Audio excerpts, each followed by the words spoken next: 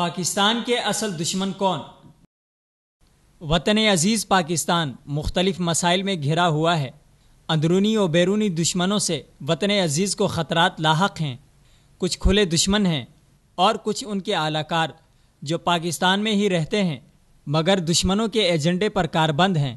پاکستان کو لاحق خطرات میں دہشت گردی اور تخریب کاری کا خطرہ سر فہرست ہے۔ پاکستان دشمن ریاستوں کے ہاتھوں کھیلنے والے وقتاً فوقتاً وطن عزیز کے خلاف اپنا زہر اگلتے رہتے ہیں، جن میں کراچی کی سب سے بڑی جماعت MQM کا مفرور سربراہ الطاف حسین بھی شامل ہے۔ الطاف حسین پاکستان کے خلاف ہرزہ سرائی ہمیشہ سے کرتے چلے آئے ہیں۔ برطانیہ میں مقیم یہ شخص پاکستان کے سب سے بڑے شہر پر راج کر رہا ہے۔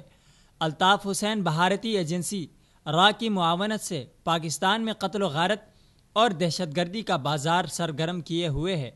کراچی بلدیہ فیکٹری اور سانحہ 12 مئی جیسے واقعات کی تحقیقات کے بعد الطاف حسین کی جانب سے پاکستان اور پاکستانی سیکیورٹی اداروں کے خلاف ہرزہ سرائیوں کے بعد الطاف حسین کو میڈیا پر دکھانے یا سنانے پر پابندی عائد کر دی گئی ہے، جس کے خلاف MQM نے کراچی پریس کلب کے سامنے بھوک ہڑتالی کیمپ لگایا اور مطالبہ کیا کہ الطاف حسین پر عائد یہ پابندی اٹھائی جائے۔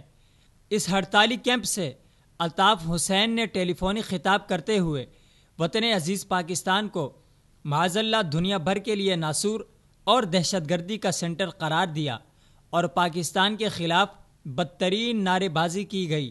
اس ہرزہ سرائی کے بعد رینجرز نے MQM کی پاکستان میں موجود اعلیٰ قیادت کو حراست میں لیا اور 6 گھنٹے بعد انہیں رہا کر دیا گیا۔ رہائی کے بعد MQM کے رہنما فاروق ستار نے ایک پریس کانفرنس کی جس میں پوری قوم کو چکمہ دیا گیا۔ بظاہر زبان تو فاروق ستار کی تھی لیکن الفاظ الطاف حسین کے تھے۔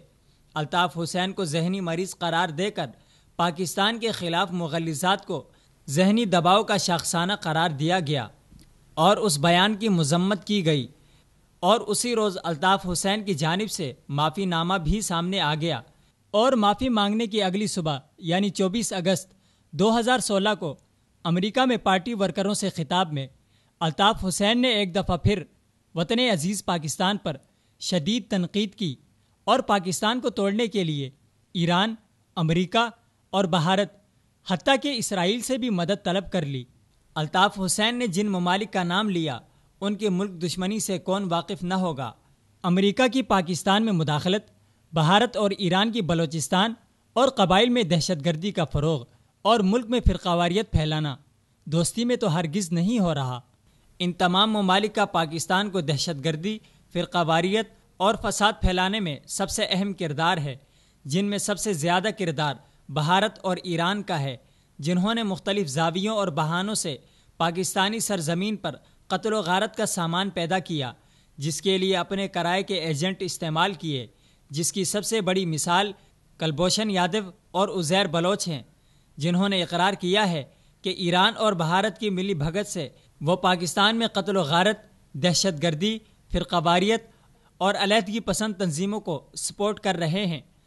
دوسری جانب الطاف حسین کی ملک دشمنی کھل کر سامنے آنے کے بعد اس کی جانب سے ایران، اسرائیل، امریکہ اور بھارت کا نام لے کر امداد کی اپیل کرنے سے واضح ہوتا ہے کہ پاکستان کے کھلے دشمن کون ہیں۔